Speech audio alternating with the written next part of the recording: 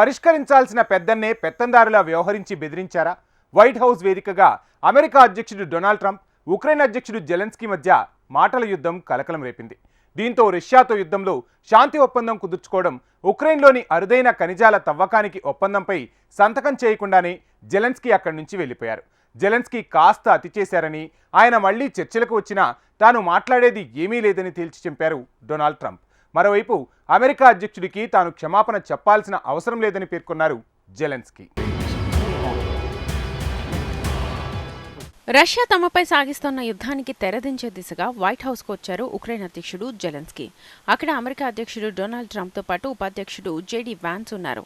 ఈ సందర్భంగా శాంతియుత దౌత్య చర్చలకు వేదికగా నిలిచే ఓవెల్ కార్యాలయంలో చోటు చేసుకున్న పరిణామాలు ఉలిక్కిపాటును కలిగించాయి. ఉక్రెయిన్కు ఆయుధాల సరఫరా కొనసాగుతుందని, అయితే తాము ఎక్కువ ఆయుధాలు ఇవ్వడం కంటే యుద్ధాన్ని ముగించి ఇతర అంశాలపై దృష్టి పెట్టడానికే చూస్తున్నామని భేటీ మొదట్లోనే ట్రంప్ చెప్పారు. తర్వాత మాట పెరిగింది. రష్యా ఉక్రెయిన్ మధ్య శాంతి ఒప్పందం కుదర్చడానికి బదులుగా కీవ్లో అరుదైన ఖనిజాల తవ్వకానికి అనుమతించాలని అమెరికా ప్రతిపాదించిన సంగతి తెలిసిందే. భవిష్యత్తులో తమపై రష్యా ఏదైనా దురాక్రమణకు పాల్పడితే రక్షణ కల్పించాలని జెలెన్స్కీ ఒత్తిడి తీసుకొచ్చారు. దీంతో అధ్యక్షుడు ట్రంప్, ఉపాధ్యక్షుడు జేడీ వాన్స్లకు ఆగ్రహం తెప్పించింది. If you will speak very loudly about the war, you He's can... not speaking loudly. He's not speaking loudly. Your country is in big trouble. Can I Wait a answer? minute. No. You've done a lot of talking. Your country is in big trouble. I know. You're not winning. I know. You're not winning this. You have a damn good chance of coming out okay because of us. Mr. President, we are staying in our country, staying strong from the very beginning of the war. We've been alone, and we are thankful. I said thanks you haven't in been this alone. cabinet, you and haven't not been only alone. in this cabinet. We gave you, through this stupid president, $350 billion.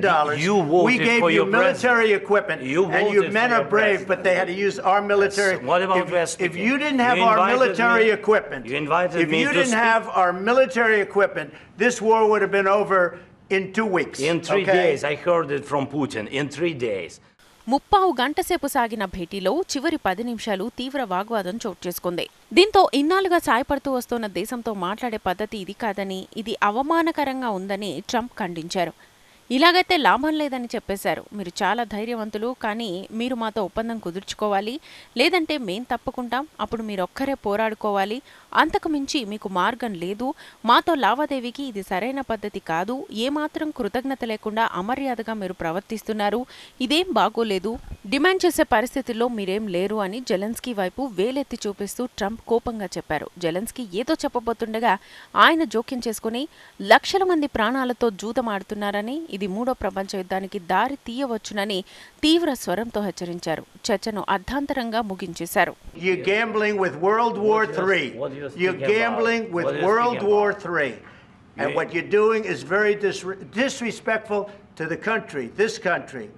That's back to you. Far more than a lot of people said they should have.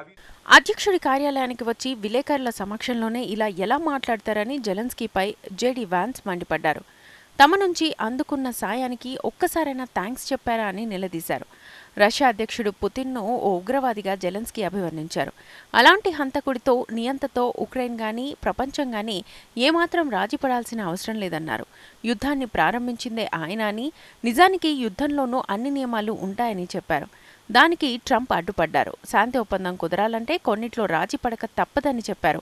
చర్చలు రసాభాసగా మారడంతో ఖనిజాల ఒప్పందంపై సంతకం చేయకుండానే శ్వేతసౌధం నుంచి Zelensky బయటకొచ్చేశారు. Trump, జెలెన్స్కీల విందు కూడా రద్దయింది. America అధ్యక్షుడికి తాను క్షమాపణ చెప్పాల్సిన అవసరం లేదని పేర్కొన్నారు జెలెన్స్కీ.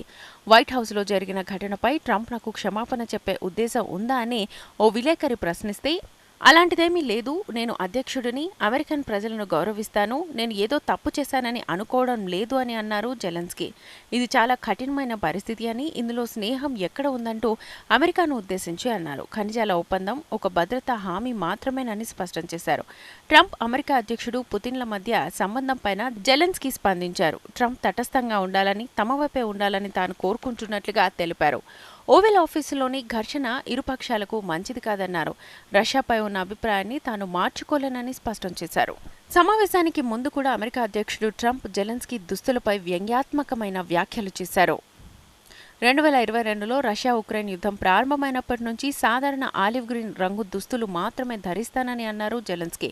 యుద్ధంలో తమ సైనికుల త్యాగాలకు గుర్తుగా ఈ దుస్తులు ధరిస్తున్నట్లుగా పేర్కొన్నారు. ఈ క్రమంలో అధ్యక్షుడు ట్రంప్ కీలక వ్యాఖ్యలు చేశారు.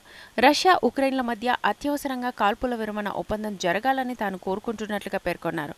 శాంతి చర్చలకు జెలెన్స్కీ తిరిగి వచ్చినప్పటికీ అందుకు తాను సిద్ధంగా లేనని తెలిపారు. ఈ భేటీలో ఘర్షణ అనంతరం విలేకరులతో ట్రంప్ మాట్లాడారు. ఈ సమావేశంలో ఆయన కొంచెం అతి చేసినట్లుగా నాకు అనిపించింది. మేం శాంతి కోసం చూస్తున్నాం, కానీ ఆయన దాన్ని కోరుకుంటున్నట్లుగా నాకు అనిపించడం లేదు.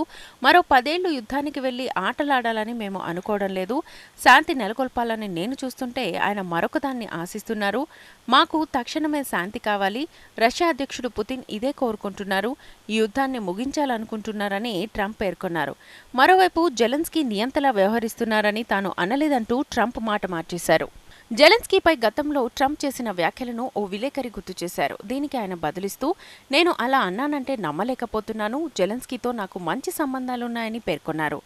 మరోవైపు ట్రంప్ జెలెన్స్కీ మధ్య వాడివేడి చర్చలపై రష్యా స్పందిస్తూ ఉక్రెయిన్పై వ్యంగ్యాస్త్రాలు గుప్పించింది.